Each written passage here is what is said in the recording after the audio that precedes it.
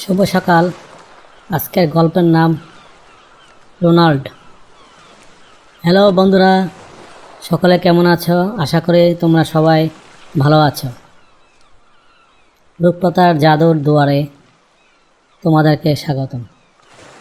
আজ আমরা জার্মানির একটি হৃদয় বিদারক অথচ ভালোবাসার গল্প শুনব, যা হয়তো তোমাদের খুব বেশি শোনা নয়।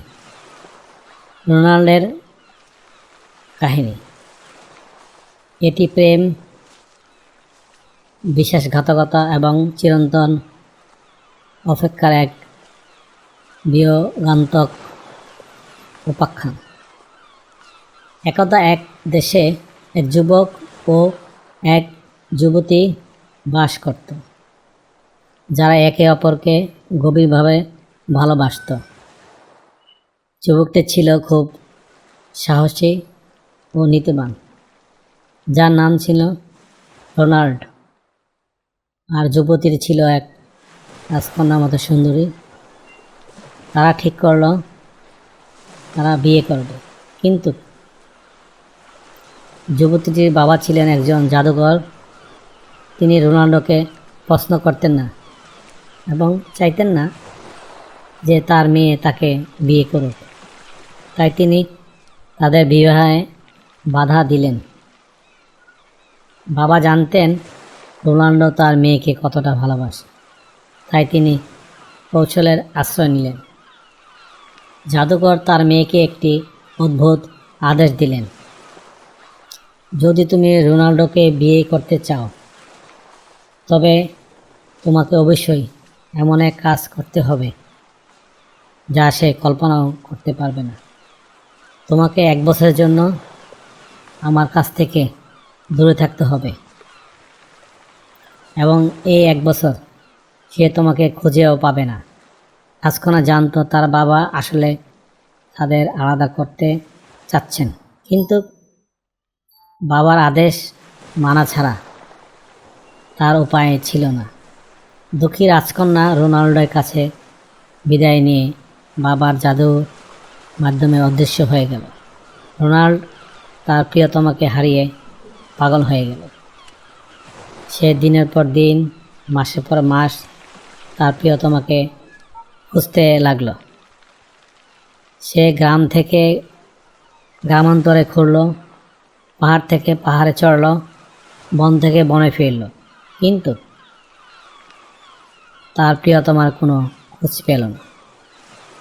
তার মন এতটাই কষ্টে ভরে উঠল, সে খাওয়া দাওয়া ছেড়ে দিল এবং একসময় সে একটি পাথরের মূর্তি হয়ে গেল। রোনাল্ডো যখন একটি পাথরের মূর্তি হয়ে গেল, তখন তার প্রিয়তমা রাজকন্যা তার বাবার জাদু থেকে মুক্ত হলো। 1 বছর কেটে গিয়েছিল এবং সে রোনাল্ডোর কাছে ফিরে আসতে চাইল, কিন্তু সে রোনাল্ডোকে কোথাও খুঁজে পেল না। সেও তার প্রিয়জনকে খুঁজতে লাগল।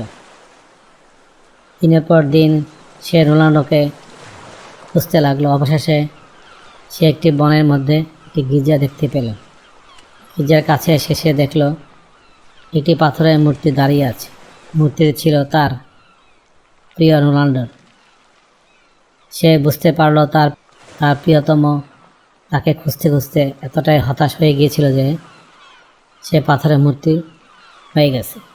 রাজকন্যার হৃদয়ে দুঃখে ভেঙে গেল। সে বুঝতে পারল তার বাবার জাদুর কারণে তাদের ভালোবাসা এইভাবে ট্র্যাজেডিতে পরিণত হয়েছে। সে রোনাল্ডোর পাথরের মূর্তির পাশে বসে পড়ল আর সারা জীবন সেখানেই তার প্রিয়তমের জন্য অপেক্ষা করার জন্য সিদ্ধান্ত নিল। সেই দিন থেকে রাজকন্যা গির্জা এবং রোনাল্ডোর মূর্তির দেখাশোনা করত। সে কখনো কাউকে তার কষ্ট বুঝতে দিত না। সে সবসময় একটি শান্ত, দৃঢ় মনোভাব নিয়ে থাকত। গ্রামের লোকেরা তাকে গির্জাধাসী বলে ডাকত, কিন্তু কেউ জানত না তার হৃদয়ে কতটা গভীর বেদনা লুকিয়ে আছে। সে জানত তার রোনাল্ডো হয়তোবা আর কখনো তার কাছে ফিরে আসবে না, কিন্তু তার ভালোবাসা চিরন্তন পাথরের মতো অটল।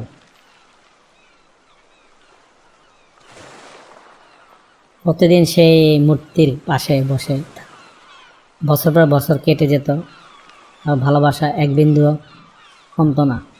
অবশেষে রাজকন্যা বৃদ্ধ হয়ে গেল এবং একদিন রোনাল্ডোর মূর্তির পাশেই সে মারা গেল। এই গল্পটি আমাদের শেখায় যে ভালোবাসা কতটা শক্তিশালী হতে পারে, এমনকি তা মৃত্যু বা নিয়তির নিষ্ঠুরতার বিরুদ্ধে টিকে থাকতে পারে। রোনাল্ডো আর তার প্রিয়তমার গল্প এক অনন্ত ভালোবাসার নিদর্শন হয়ে রয়ে গেছে। Thank you for watching. Please subscribe.